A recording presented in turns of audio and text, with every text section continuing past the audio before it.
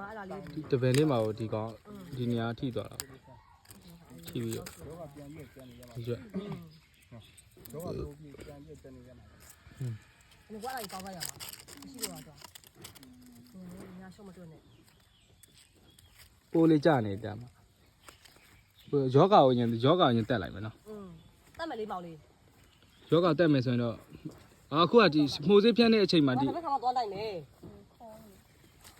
မှုသေးဖြန်းတော့ဒီအောက်ကအဆိုတက်ရှိလာမှာမရှိဒီတိုင်းပဲချောက်အောက်ကအဆိုတက်ရှိသေးလားတို့ဟိုတစ်ခေါက်ဖြန်းတဲ့အချိန်တော့ကလေဆေးဖြန်းတော့